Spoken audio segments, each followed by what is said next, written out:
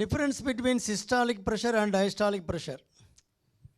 பொதுவாக நமக்கு வந்து சிஸ்டாலிங்கிறது ஹார்ட் வந்து பம்ப் பண்ணும்போது அந்த இரத்த குழாய்கள் இருக்கக்கூடிய ப்ரெஷர் வந்து அதில் வந்து 100லேருந்து 130க்குள்ளே இருக்கலாம் சிஸ்டாலிக் ப்ரெஷர்.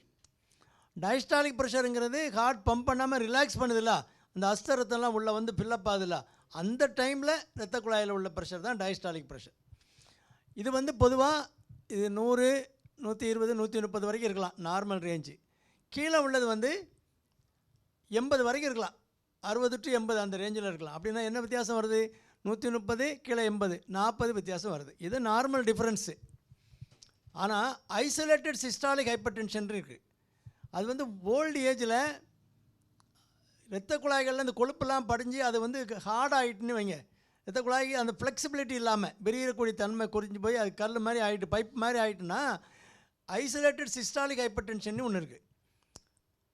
சிஸ்டாலி மட்டும் கூடியிருக்கும், டயஸ்டாலி கீழே தான் இருக்கும். டயஸ்டாலி வந்து 80, 90 தான் இருக்கும், சிஸ்டாலி 180 இருக்கும். அப்போ என்ன அது வித்தியாசம் நிறையா போயிடுது. அது ஒரு 80, இது ஒரு 90 பாயிண்ட்டுக்கு மேலே வித்தியாசப்படுது. அதுவும் ட்ரீட்டபிள், அதையும் ட்ரீட் பண்ணணும். ஐசோலேட்டட் சிஸ்டாலிக் ஹைப்பர் டென்ஷனாலும் ட்ரீட் பண்ணணும். நார்மல் டிஃபரன்ஸு ஒரு 40, 30, 40 இருக்கலாம். இப்போ 130 கீழே வந்து 80, 90 அந்த மாதிரி அந்த ரேஞ்சில் இருக்கும்.